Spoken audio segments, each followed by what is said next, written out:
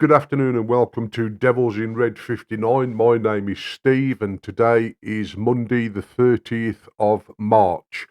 Another 2 weeks yet, guys, before we get a game again against Leeds, which is on the 13th of April. So, another couple of weeks of kicking our heels and listening to all the transfer targets and rumours that's going on. But today we're going to talk about um, new contracts. It's come out from the Athletic that Harry Maguire and Kobbie Mainoo are now very close to signing their new contracts. Obviously, Harry's is an extension and Mainoo's is an extension, but it's going to be improved conditions, obviously wages and so forth. Whereas Harry's will be a straightforward, we think maybe 12 months and a wage reduction to keep him within the team so he can help with the younger players and so forth. But obviously, concerns are from some of the Man United fans that Harry Maguire's extension may well keep the improvement and development of the other young centre halves such as Heaven and Yoro.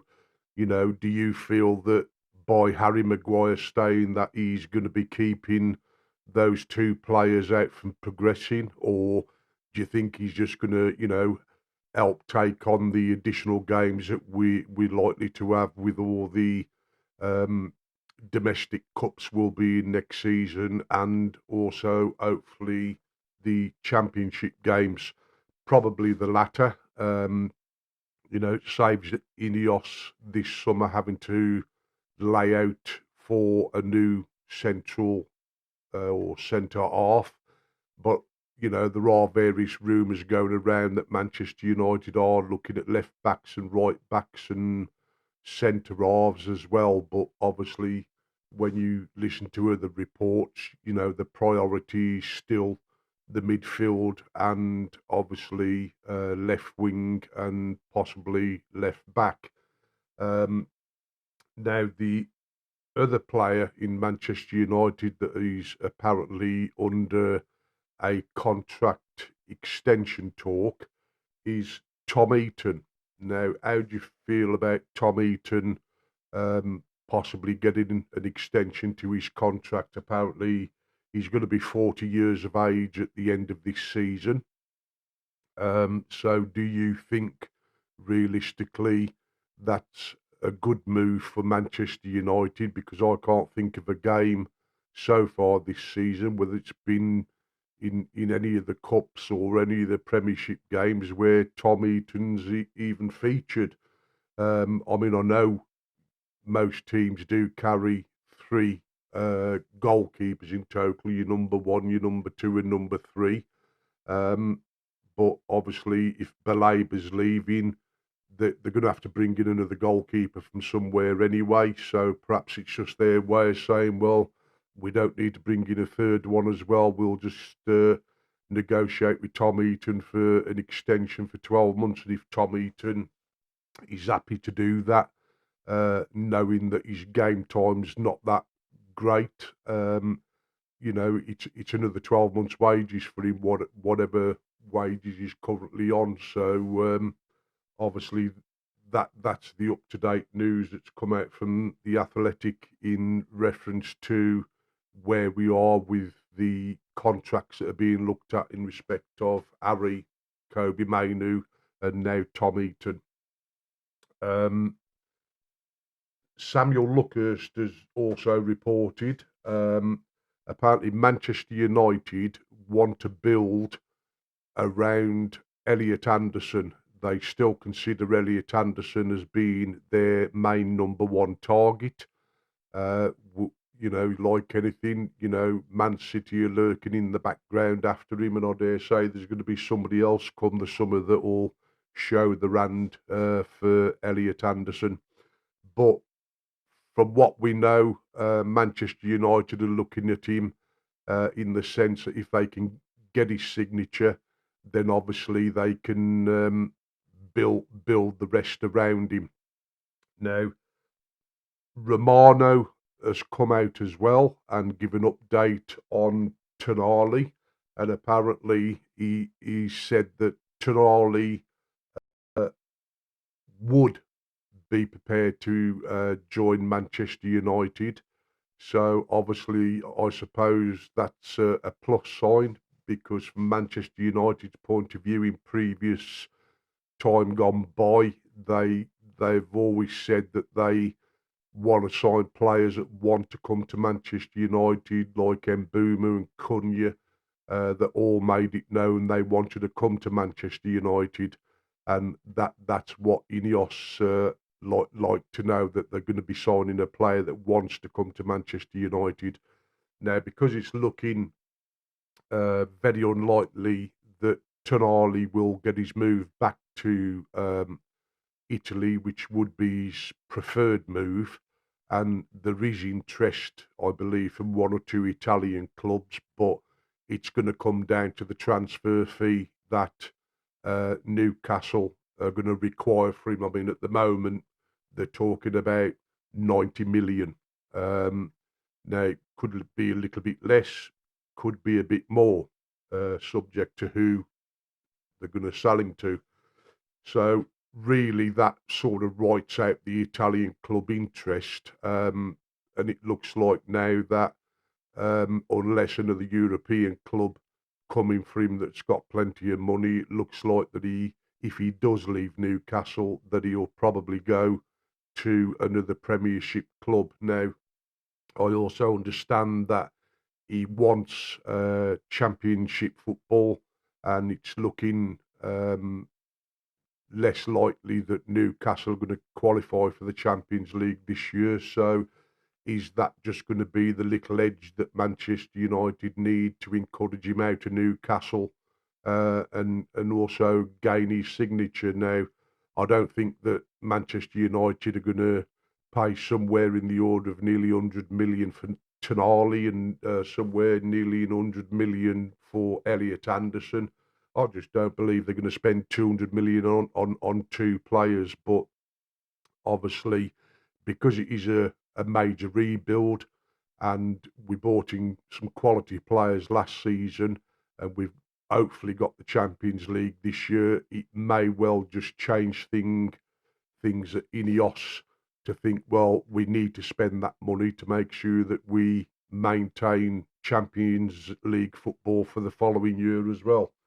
So other players that are of interest quite highly to Ineos on the midfield list, and the other one is Adam Wharton.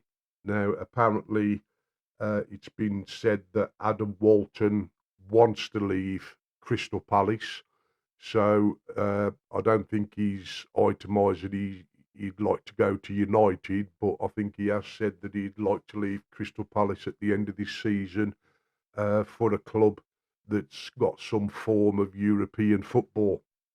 So that'll be another one to keep an eye on. Baleba, again, he's still on the list. Whether he's third, fourth choice, I don't know. Alex Scott is another one from Bournemouth. He's recently, over the last few weeks, come onto the interest list for Ineos as a potential midfielder. So it just depends how everything's going to go. I mean, obviously, don't write out Gomez as well from Wolves, because, as we all know, Wolves are going to be relegated, and there could be a good deal there to have by having Gomez. Now, personally, I think Gomez is an half decent midfielder, and he may well fit if Ineos splash the cash and bring in three midfielders. Then, if Gomez is third choice, then he's a good backup if you did happen to bring in Elliott Anderson and Tonali, and also you've got Mainoo still as well, which is obviously, as we've said, going to sign a new contract. So he'll be expecting good game time as well as anybody else that comes in. But with the number of matches we'll have, I don't think that's going to be a problem next season. You know, as we've said before, they're going to be playing hopefully somewhere in the order of about 70 games throughout the season. So there's going to be ample game time there for a lot of players. And then obviously you've got to take into a fact that there are going to be injuries throughout the season, how long those individuals that get injured would be out for, whether it be a short period of time or whether it be a fairly long injury. You know, if it was major hamstring or something like Dorgu's undergoing at the moment, you know, then you're looking at 10 to 12 weeks. So again, you know, there is going to be additional game time there for these players. And obviously, if we do bring through some of the youth players as well to stack the bench up, if we have got injuries, then you know that's going to strengthen us again. Um, so that is really the update on the midfielders and what Ineos are looking at and what they intend to try and build around. And I would say that if they've said they want to build around Elliott Anderson, that's great. But if they don't get Elliott Anderson and we bring Tonali in, then I think Tonali will be that number one, and they'll be looking at building around him. So you know we've really got to bring in at least one of them top targets, and then if you've got the like of Mainoo and Gomez and possibly Baleba as well as the other choices because Anderson's gone to City or whatever, then at least it gives us four midfielders and a bit of youth coming through as well. Now, they're still saying at the moment that they do only want to bring in two midfielders, which I don't think is going to be enough because we know Casemiro's going, so that leaves Mainoo and Ugarte, and you can't, for the best will in the world, enter into the Champions League, you know, with two or three midfielders. I think we've got to have at least four or five, you know, that can start first team football. So, you know, if you have got Tonali and Gomez and Mainoo, then perhaps Mainoo and Tonali will start. And then it'd leave you with the likes of Gomez and probably Baleba on the bench, you know, along with maybe one of the Fletcher lads. So we do realistically need four or five. I mean, a couple of seasons ago we had four or five midfielders, and you know they loan one or two out because obviously we haven't got the Champions football this season. But obviously, I think we do need that 15, and we need a good quality um, starting team. You know, I think when you're playing Europe as well, you've got to have at least 17 number one players that you could say could start in any of the games, whether it be Premiership, Champions League, or a cup game. So I think 17 first team starters has got to be the bare minimum, realistically. Um, so yeah, um, just a little update on Michael Carrick. Um, it looks like that Michael Carrick's um, position for the manager is getting strong and strong and stronger. Um, I've just noticed on Sky News that De Zerbi is actually now in talks with Tottenham. So, you know, that's another manager that's been ticked off the list if ever he was on it in the first place. So, you know, you've got Tuchel, you've got Ancelotti, you've got Enric. It's looking like he's going to stay at PSG. De Zerbi, the on about a 5-year contract for him, so that takes him off. So realistically, who does it leave that we've mentioned before? You know, there's Glasner, there's the manager from Bournemouth, and I don't think any of them two are going to be suitable. But when you look at Michael Carrick, you know he's only lost one game out of 10.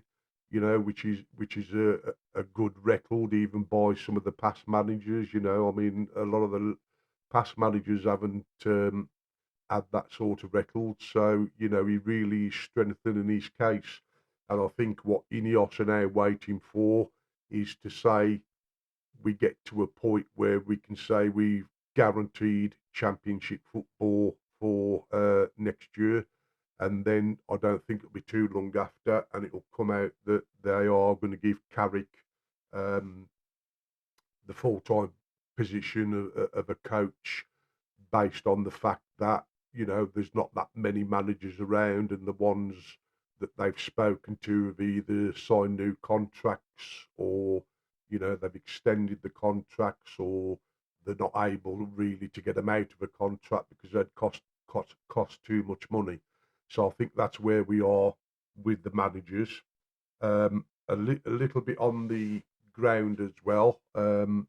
Obviously, that has come out again today that apparently the chief executive at Manchester United that's in charge of the new ground development has said that within 12 to 18 months the plans will be going into the local authorities for the building of the ground.